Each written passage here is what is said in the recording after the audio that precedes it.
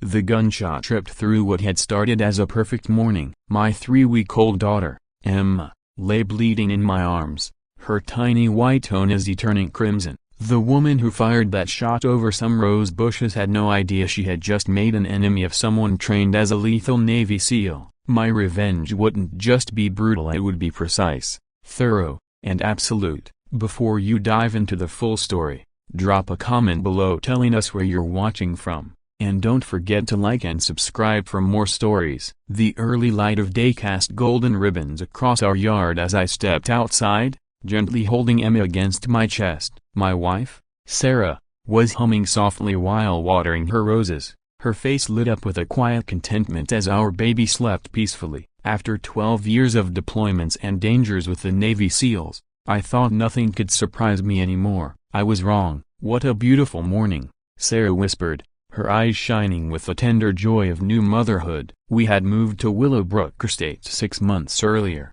craving the calm, suburban life I had dreamed about through countless nights overseas. The neighborhood had felt perfect, tree-lined streets, manicured lawns, and neighbors who always smiled and waved. Emma was our miracle, born after years of heartbreak and 3 miscarriages. Her tiny fingers curled around mine, her soft little sounds while she slept. After everything I had seen in Afghanistan and Iraq, she felt like pure innocence. She was hope itself. She was everything that was still good in the world. "Look at her sleeping so sweetly," Sarah murmured, gently brushing Emma's cheek. "She must be dreaming of angels." I had never truly believed in anything divine until the day Emma was born. Holding her for the first time, seeing how perfect she was, feeling her tiny heartbeat pressed to mine, it was impossible not to believe there was something bigger than all of us. This child was my second chance, my chance to guard something truly precious in a world that often felt so cruel. The roses Sarah was tending came from my mother,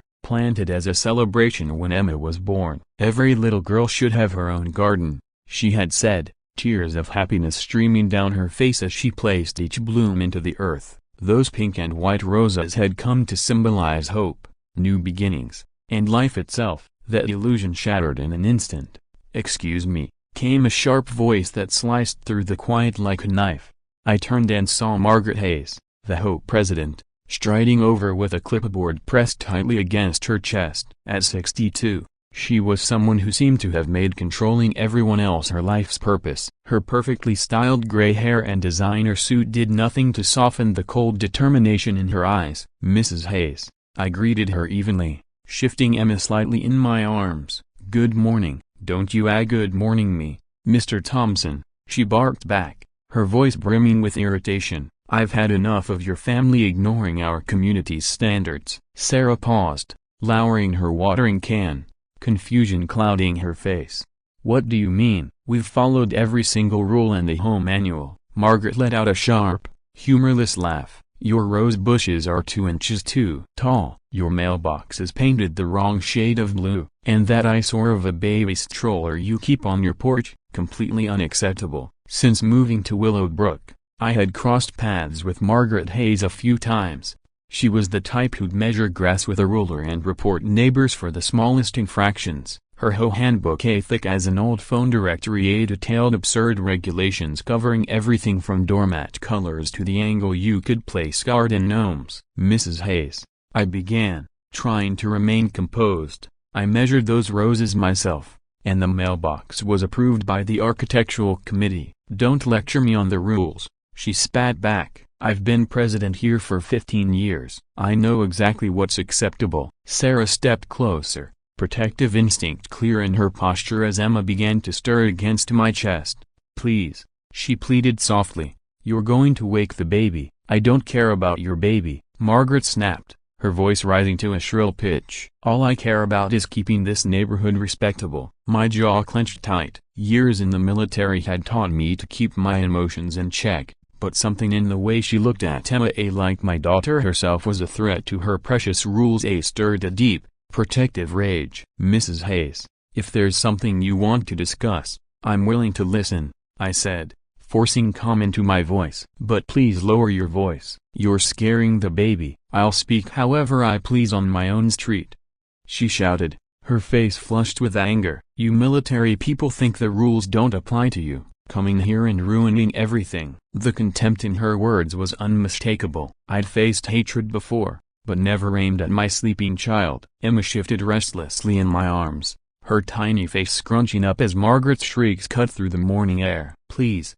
Sarah tried again, stepping between us. "You're frightening the baby." "I don't care about your baby," Margaret screeched. "I care about property values. About keeping this place the way it should be. People like you ruin everything." Then I saw it, a small pistol she yanked from her purse. Time seemed to slow, just like it had in combat. My instincts surged, but with Emma in my arms and Sarah standing right there, I couldn't shield them both quickly enough. "Margaret, put the gun down," I ordered, my voice cold and steady despite the panic rising inside. The terror tightened around my chest like a vice. "You want to see what happens when people break the rules?"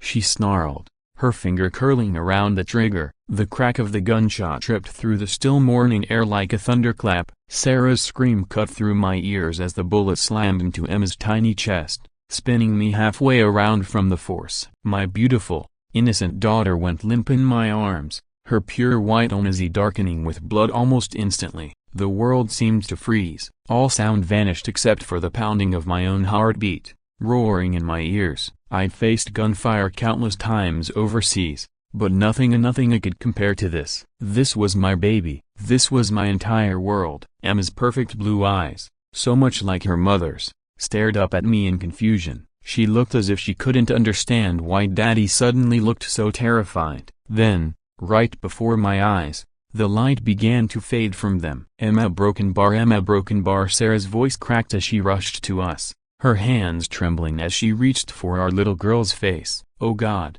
number, please, number." I dropped to my knees, my training fighting desperately against the horror tearing me apart inside. I pressed my hand against Emma's chest, trying to stop the blood, trying to will life back into her, but I could feel the tiny heartbeat fading away. The small chest that had risen and fallen so gently was now still. The little hands that had once gripped my finger with surprising strength hung lifeless. "No, no, no," I whispered hoarsely, clutching her closer to my chest. "Stay with me, baby girl. Daddy's got you, please." But even as I spoke, I knew it was hopeless. The bullet had gone straight through her heart. All my training, all the lives I had saved under fire, it meant nothing now. I couldn't save the life that mattered most. "Call 911, I shouted at the neighbors who had gathered, their faces pale with shock. Margaret stood rooted to the spot, the gun still in her hand, her expression frozen in disbelief at what she had done. I didn't mean it," she stammered weakly. "You shot my baby," I choked out. Sarah collapsed beside me, cradling Emma's tiny, unmoving body against her chest. "You killed my baby," she sobbed. The ambulance arrived quickly, but I already knew it was too late. The EMTs worked with practiced urgency, their hands moving over Emma's small frame as they tried to restart her heart. I stood back, holding Sarah, both of us shaking, forced to watch strangers fight to save our child. "Sir, we need to get her to the hospital now," one of the paramedics urged. But I could see it in his eyes, the quiet hopelessness of someone who had seen this ending too many times. "Is she going to be okay?" Sarah cried out, her voice breaking apart. "Please tell me she'll be okay." The paramedic looked at me. I had seen that look before on medics' faces, the look they gave when they couldn't save someone, when words weren't enough. Hours blurred together. At the hospital, the doctor explained words like massive internal trauma and critical blood loss, but it all faded into empty noise. Emma lay so still on that hospital bed, her tiny features peaceful as if she were only asleep. Sarah brushed Emma's soft hair from her forehead, whispering lullabies through tears that wouldn't stop. The doctor finally spoke, voice low. "I'm so sorry. We did everything we could, but everything they coulda and everything I coulda wasn't enough. It could never be enough." The next moments passed in a haze of police questions, flashing lights, and Sarah's heartbroken sobs. Margaret was handcuffed and led to a squad car, muttering about property values and rules as though those words could ever excuse what she had done. "I'm sorry for your loss," Detective Rodriguez told me gently. "We'll make sure she faces justice." I nodded because words wouldn't come. How could anyone find words when your child had been murdered over rose bushes and mailbox paint? That night, I held Sarah as she cried herself into exhausted sleep, her body trembling with grief. I lay awake, staring into the darkness, replaying every moment, searching, begging for something I could have done differently. I had saved lives on battlefields, but at home, I couldn't save the life that meant everything. The funeral came just days later, held at St. Mary's Catholic Church. The tiny white coffin at the front of the chapel looked impossibly small, dwarfed by towers of flowers and wreaths. Family came from every corner of the country, their faces marked with disbelief and sorrow. My mother, who had planted the roses for Emma's birth, couldn't speak through her sobs. Clinging to my father, she whispered, "She was supposed to outlive us all. Babies aren't meant to die. Grandmothers are supposed to go first." Sarah's parents were shattered. Her father,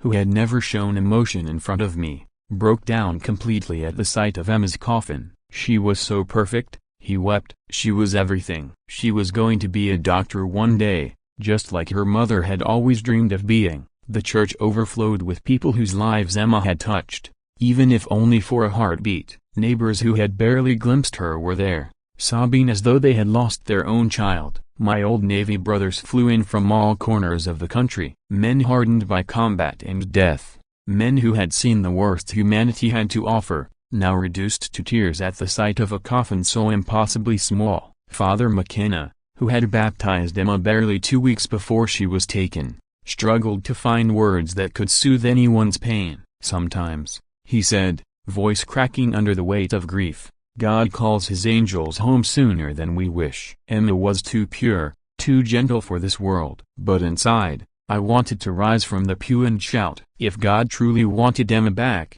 why let Margaret Hayes hold a gun? Why stand by while something so vile, dressed up in suburban decency, destroyed the most innocent life I'd ever known? "She was so perfect," Sarah whispered beside the grave, tears streaming down her face. "She only had 3 weeks, just 3, 21 days, that was all Emma had. She never saw a sunset, never felt cool grass under her feet, never heard the ocean waves I had promised to show her. Her whole world was our arms, our voices whispering how much we loved her." The cemetery overflowed with flowers, but my eyes kept drifting back to the pink roses from our own yard, the ones that sparked Margaret's rage. They looked so delicate now, so harmless, as if mocking the madness that had stolen my child. As earth fell over Emma's coffin, I swore a silent oath. Margaret Hayes would pay. She would lose everything as we had. She would feel the hollow agony of having her world ripped away. Others spoke gently of healing and justice,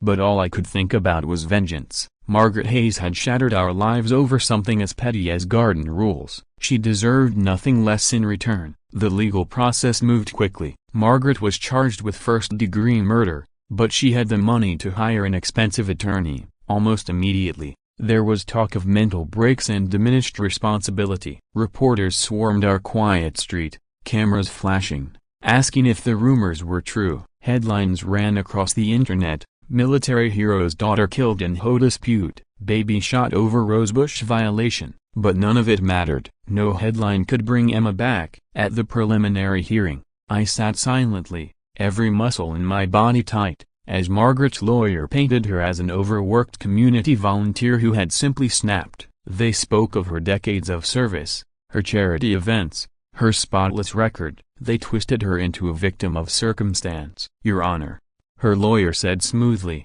"Mrs. Hayes is deeply remorseful. She has no criminal history. She made a tragic mistake in a moment of unbearable stress." A mistake? She had looked into my daughter's face and chosen to pull the trigger. That wasn't stress, that was cruelty. But I kept quiet, gripping the bench so hard my knuckles turned white. In the military, I had learned the value of patience. And now, I needed every bit of it. The trial date was set for 4 months later. Meanwhile, Margaret made by the $1 million, paid by her wealthy sister, and moved back into her home across the street. From my window, I watched her tend her garden, host neighborhood meetings, and walk her dog as if nothing had changed. My child was in the ground, yet she moved on as though Emma had never existed. That was the moment justice stopped being enough. I wanted her to suffer. I wanted revenge. So I began to plan with the same careful precision I'd used on missions overseas. Margaret Hayes thought she was dealing with a grieving father,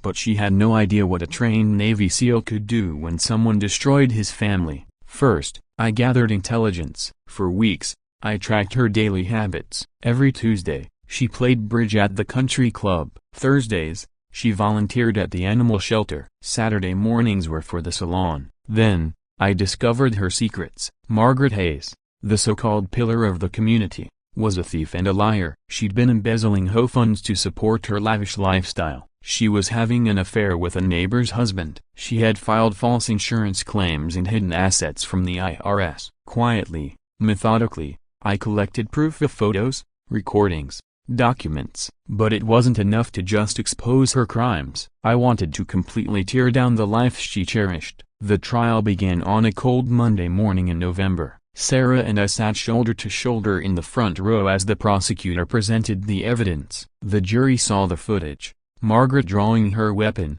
witnesses screaming, her confession and the chaos afterward. "Ladies and gentlemen," the prosecutor began, "this is not a case about a tragic accident. This is about a woman who valued her idea of order more than a baby's life. Margaret Hayes shot and killed a 3-week-old because of roses." Margaret's defense countered, trying to hide behind insanity. But as I watched them speak, my mind stayed focused not just on seeing justice served, but on making sure that even if the court failed us, Margaret Hayes would still lose everything she had tried so hard to protect. They argued she had suffered a mental breakdown brought on by stress and medication. Expert witnesses were called to describe her declining mental health and the supposed crushing weight of neighborhood leadership. On the third day, it was my turn to testify. I stood before the jury, speaking calmly, my voice steady even as my heart felt like it was splintering with every word. I shared what that morning had been like, the last morning my daughter had been alive. I described Emma's first smile, her tiny laugh, and the plans Sarah and I had built for her future. She was going to be a doctor, I said, keeping my composure though it took everything in me. Sarah had already been looking at medical schools. Emma was going to save lives as a broken bar just like her mother does as a nurse. I paused, letting my words sink in before adding, instead, she's gone because Mrs. Hayes couldn't bear to see roses 2 inches taller than the HOA rules allowed. I could see the tears in the jurors' eyes, but in the gallery, some of Margaret's supporters still nodded when her lawyer painted her as a victim of pressure rather than a woman who had killed a child. That was when I decided it was time to set the next part of my plan in motion. For weeks, I had been quietly feeding evidence to an investigative journalist named Lisa Chen, who had been covering the trial closely. Lisa had the network and platform to make sure Margaret's secrets didn't stay hidden. On the morning Margaret was scheduled to take the stand in her own defense, Lisa's story broke, HOA Baby Killer's Secret Life of Crime. The article detailed Margaret's embezzlement of HOA funds, her ongoing affair with a neighbor's husband, her insurance scams, and tax fraud. It painted a portrait of a woman who built her life on deception while playing judge and executioner over others. The courtroom erupted as the article spread. Margaret's lawyer immediately called for a recess, but it was too late. The jury no longer saw her as an overworked volunteer, they saw her for what she really was, a fraud and a criminal who had spent years punishing others for her own gain. But I wasn't finished yet. Quietly, I had also reached out to families in the neighborhood who had suffered under Margaret's rule. The stories they shared were worse than I imagined. Elderly residents bullied into tears over decorative garden gnomes, young mothers shamed publicly for letting kids play too loudly, minority families singled out, fined, and threatened for violations that white residents routinely committed without consequence. Mrs. Rodriguez, an elderly Hispanic woman who lived a few streets away, told me through tears how Margaret once called the police on her grandson for riding his bike on the sidewalk, a sidewalk where white kids played daily, unnoticed. The Martinez family recounted fines for having family barbecues that drew noise complaints, even as their white neighbors next door held parties late into the night without penalty. "She made our lives hell," Mrs. Rodriguez whispered, her voice shaking. "But we were too scared to fight back. She had power. We thought no one would ever believe us. Together, we decided to act." We filed a class action lawsuit accusing Margaret of harassment, discrimination, and abuse of power. Our legal filings outlined years of Margaret's systematic targeting of vulnerable residents. The data we compiled was damning. Over 5 years, Margaret issued 847 HOA violations, 78% of which were directed at minority families or single mothers. Not once did she cite her wealthy or influential friends for the same infractions. She had built her authority by crushing those who couldn't fight back. When the local newspaper picked up the story, it exploded across media outlets. The headline read, "HOA President's Pattern of Discrimination Exposed." Suddenly, Margaret Hayes became a national example of everything wrong with HOA power and suburban prejudice. Death threats poured in from around the country. Vandals spray-painted "baby killer" and "racist" across her house. Her car was keyed, her mailbox smashed. She was expelled from her bridge club of 20 years. The country club revoked her membership. Yet even that wasn't enough for me. I didn't just want her humiliated, I wanted to see her entire life unravel the way ours had. When Margaret finally testified, she was a broken shell of the woman who had once ruled over our neighborhood. Her hair was messy, her expensive makeup streaked from tears and panic. "I just wanted everything to be perfect," she sobbed, voice raw and cracking. "I worked so hard to keep the neighborhood beautiful, but they kept breaking the rules. The roses were too tall. The mailbox was painted the wrong color. They left a baby stroller on the porch." As she was still trying to rationalize why her rules mattered more than my daughter's life. Even in her tears, she clung to the belief that her sense of order justified what she'd done. "I never meant for anyone to get hurt," she blubbered into a tissue. "I only wanted them to follow the rules. I worked so hard, and they were ruining everything." Assistant District Attorney Jennifer Walsh had handled murder trials for 15 years, but she later told reporters that this one made her angrier than any she'd seen. "You resumed issuing violations the day after posting bail, didn't you?" Walsh asked, her voice sharp as a blade. Margaret's voice dropped to a frightened whisper. "Yeah, broken bar. I had responsibility. Yes, a broken bar more important than the baby you killed? A broken bar. I didn't mean to kill her," Margaret stammered through tears. "But you did," the prosecutor shot back, voice sharp and unwavering. "You pointed a gun at a 3-week-old baby and pulled the trigger. And afterward, you went home and cited Mrs. Johnson for having the wrong color flowers. Isn't that right?" Margaret's face twisted in anguish. "I was only trying to maintain standards. A broken bar. Whose standards?" the prosecutor demanded, voice rising. "The standards that say a baby's life matters less than the height of rose bushes?" "No, that's not. I didn't mean you shot a baby, Mrs. Hayes," the prosecutor continued, each word cutting deeper. "You looked at an innocent child and decided she deserved to die because her parents didn't trim their roses to your liking." The courtroom fell into a heavy, suffocating silence. Margaret's sobs echoed off the walls. She heard, maybe for the first time, how monstrous her actions sounded when spoken plainly. No amount of crying could make it sound like anything other than what it was: the cold-blooded murder of a child over flowers. The prosecutor pressed on, her voice shaking with controlled fury. "After you murdered Emma Thompson, you didn't check on the baby you'd just shot. You didn't call for help. You stood there with the gun still warm in your hand and ranted about property value as a broken bar while a baby died in her father's arms." Margaret's voice cracked. "I was in shock." "You were in shock?" the prosecutor repeated, eyes blazing. "What about the parents who watched their newborn die? What about the mother who held her lifeless baby? What about the father who couldn't save his own child?" Margaret's tear-swollen eyes turned to me, and for the first time since that morning, I saw something different in her expression, real fear. In that moment, she seemed to realize she wasn't the victim of this story, she was its villain. The jury deliberated for less than 2 hours. When they returned, the foreman rose, paper trembling slightly in his hand. "We find the defendant, Margaret Hayes, guilty of first-degree murder." Sarah collapsed against me, sobbing with relief. Margaret screamed as the bailiff approached with handcuffs. Her carefully styled hair was in disarray, her makeup streaked down her cheeks. "This isn't fair," she shrieked. "I served this community for 40 years. I made it beautiful. You made it a graveyard," I whispered as she passed by, her gaze locking with mine. And for that brief second,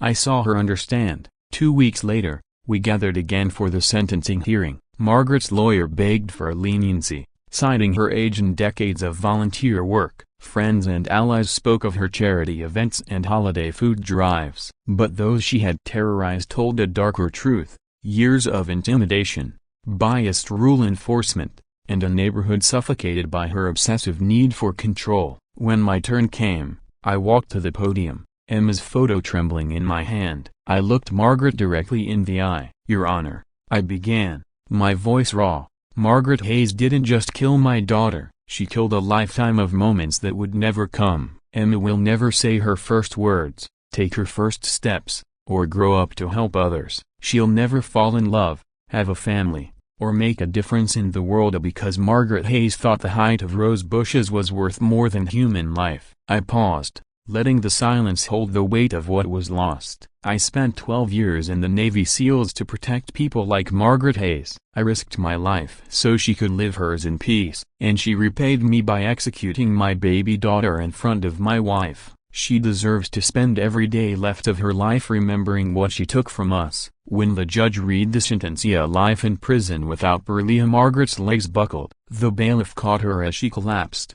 sobbing uncontrollably.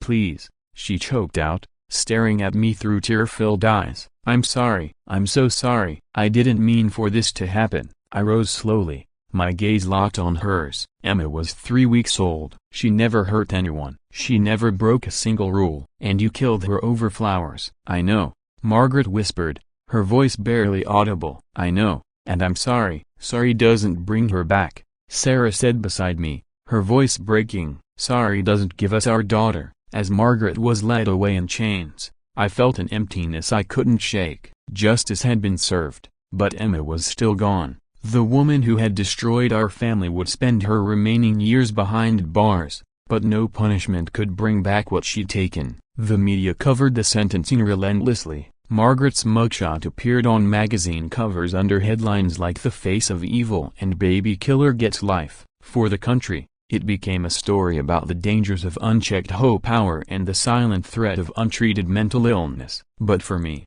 the real victory wasn't the courtroom or the headlines. It was watching everything she built crumble to dust. Her house was foreclosed on. When Margaret's crimes came to light, her carefully built world crumbled. Her sister, who had once bailed her out, disowned her publicly. The few friends who had stood by her abandoned her without a word. The HOA she'd ruled for decades dissolved, and the neighborhood she'd obsessed over slipped into neglect. Margaret Hayes had spent 40 years constructing a perfect facade, and in a matter of months, I had torn it down. She had taken everything from me, so I took everything from her. 6 months after her sentencing, I got a letter from Margaret. The envelope was creased and stained, as if it had been held and reopened countless times before it reached me. Her handwriting shook, nothing like the rigid script she'd used to write violations. "Mr. Thompson," it began, "I know you have no reason to forgive me, but I think about Emma every day. I see her face in my dreams. I hear her crying when I try to sleep.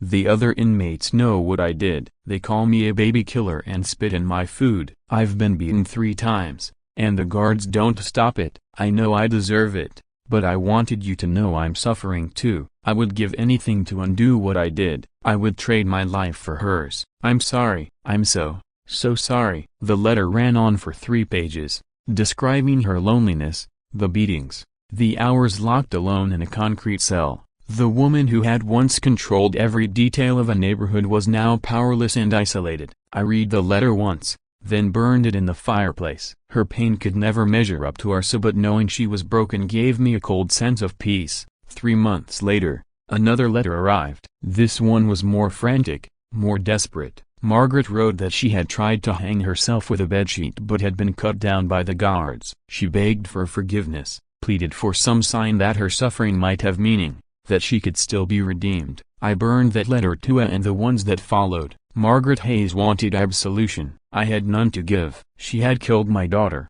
and no punishment or regret could bring Emma back. The last letter came on the 1st anniversary of Emma's death. The paper was smudged with tears and what looked like blood, the handwriting barely legible. "She would have been 1-year-old today," Margaret wrote. "I think about every birthday she'll never have, every Christmas morning she'll never see, every hug she'll never give. I took all of that away because I was angry about flowers. I killed a baby, your baby. I killed everything good in the world because I cared more about rules than about people. I don't ask for forgiveness anymore. I just wanted you to know. I remember her. I remember Emma. I remember what I stole from you. This letter, I kept, not because I forgave her, but because it was proof. Margaret Hayes had finally understood what she'd done, and it was destroying her from the inside. Eventually, Sarah and I left Willowbrook Estates. We couldn't bear to live across from the house where Emma's killer had lived. We moved to a small farm out in the countryside. No neighbors judging our choices. No petty rules to measure our lives against. On Emma's first birthday, we planted a garden in her memory. We chose the tallest, brightest, wildest roses we could find. We let them grow untamed, just as Emma should have been allowed to grow. Sarah began seeing a therapist, slowly untangling the grief that had wrapped itself around her heart. She still had nightmares,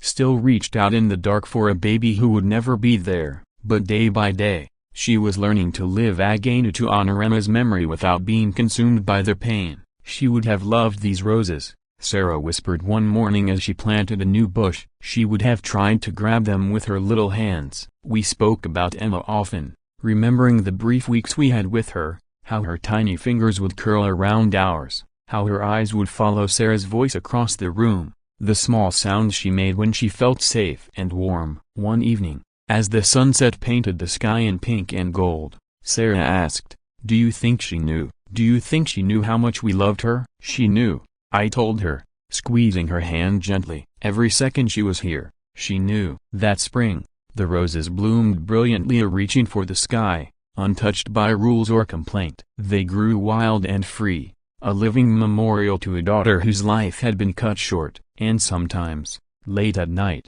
I would sit alone in that garden, the petals glowing in the moonlight, and think about a broken bar. Sometimes, late at night, I thought about Margaret Hayes alone in her prison cell. I wondered if she could still see the moon through the narrow window, if she remembered the morning she destroyed 2 families with a single shot. I wondered if she understood, truly understood, that her obsession with control had cost her everything she'd ever built. The investigation into her crimes revealed the depth of her corruption. Margaret had stolen over $400,000 from the HOA over the years, funding her comfortable lifestyle while the very neighbors she fined struggled to keep up. She'd filed false insurance claims, evaded taxes, and used threats to silence anyone who dared question her authority. In the end, her house was sold to pay restitution, her bank accounts were emptied, her pension revoked. The woman who once lived in comfort now survived on prison food and state-issued uniforms. But her greatest loss wasn't financial, it was her legacy. The reputation she had polished for decades turned to ash. Instead of being remembered as a devoted community leader,